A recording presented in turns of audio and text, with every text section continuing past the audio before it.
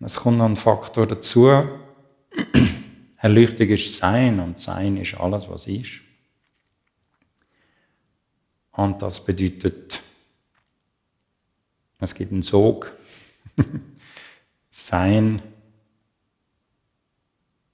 will sich selber sein und will in der Offenbartheit von sich selber stehen. Sein ist sich selber und das ist die grösste Kraft, die es gibt. Also Sein hat eine Kraft, die alles in die grösstmögliche Verwirklichung vom Sein zieht. Ist das verständlich? Sein will sich selber sein. Und Verweigerung gegenüber dem ist eine instabile Sache. Und wenn man jetzt Bereicherung wählt, dann ist es gut, wenn man sich wirklich fernhält von Erleuchtung. Weil Erleuchtung ist ein Sog. Und irgendwann wird es zu einem unaufhaltbaren Sog. Und es ist gut, den Sog zu wählen. Und wenn man nicht bereit ist für den Sog, ist es wirklich ratsam, sich fernzuhalten von dem Sog. Und seine Bereicherungen zu pflegen. Und eben, das ist keine wertende Aussage, sondern einfach eine Unterscheidung, die wichtig ist, zu machen.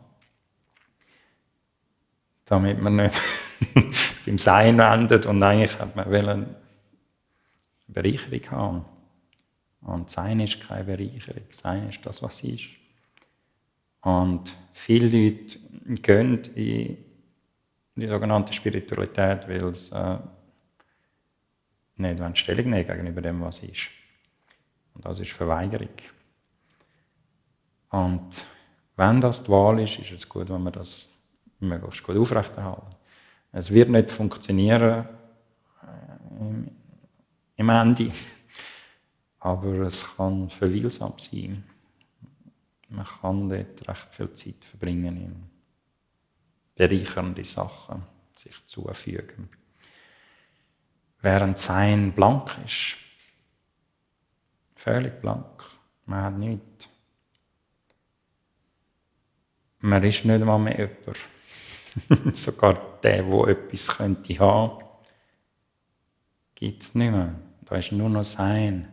Sein ist alles, was ist.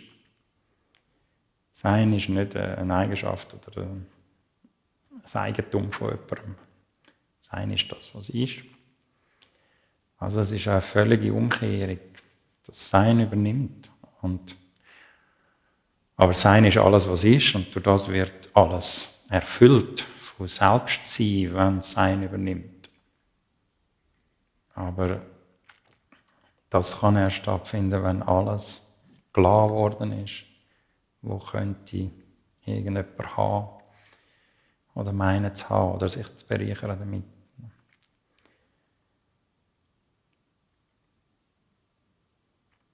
Das, habe ich den Eindruck, ist die Hauptweiche.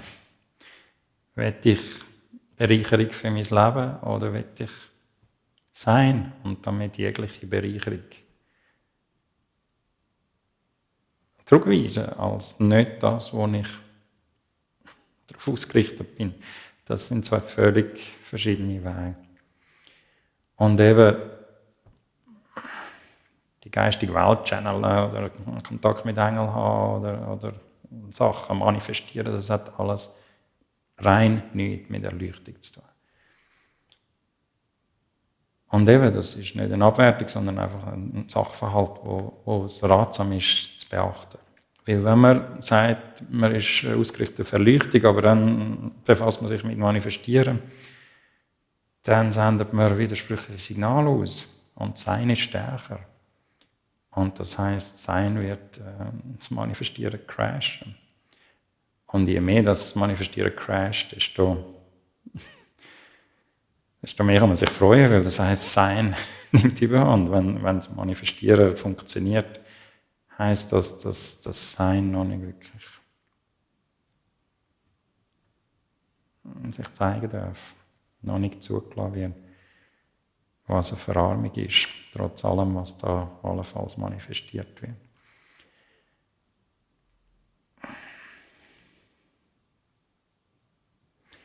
Also das, denke ich, ist die grundsätzliche Wahl, und es ist wichtig und gut, das bewusst zu wählen. Und eben kein widersprüchliches Signal am Universum oder Gott zu senden. Weil Gott ist stärker. Und es kann sehr viel Probleme und Leid geben, wenn das Sein mit Bereicherungen clasht.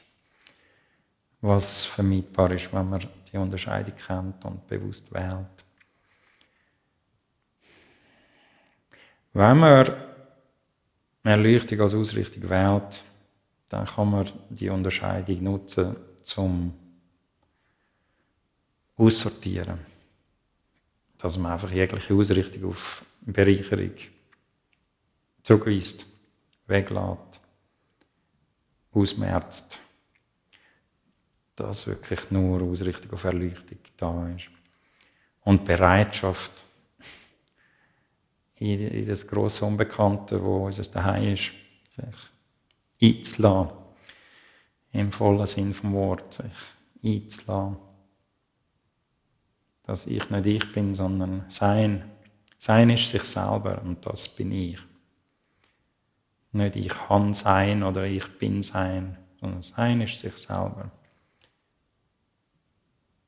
Und das ist das da. Das ist die völlige Umkehr, wo eine Person oder ein Ego nicht vollziehen kann. Das geht einfach nicht. Und es gibt auch keinen Übergang zwischen diesen beiden. Und die Übergangslosigkeit, eben die Totalitätstranszendenz oder der Sprung, ist auch wichtig zu sehen und zu beachten und damit zu schaffen. Also was ich jetzt vorher gesagt habe, dass man alles zurückweist, was Bereicherung ist, wo dann jemand bedingt, wo bereichert wird von dieser Bereicherung, sprich ein Ego oder eine Person, was eben dann bedeutet, das findet alles im Verstand statt. Wenn man das zurückweist, weist man auch den Bereicherten zurück.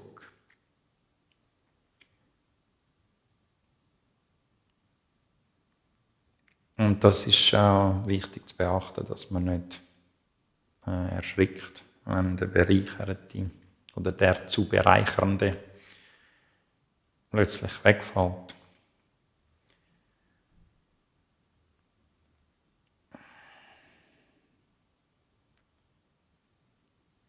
Sein kann sich nicht bereichern und wir sind nichts anderes als Sein. Eben, es ist nicht einmal richtig zu sagen, wir sind Sein, sondern Sein ist sich selber und das ist mir. So ist es korrekter gesagt. Man kann sich nie entfernen vom Sein. Also ist da nicht jemand, der zu dem, dass er jemand ist, dann auch noch Sein ist, sondern es ist nicht mal so, dass Sein der jemand ist, sondern Sein ist sich selber und das ist der jemand. So sind wir, was wir sind.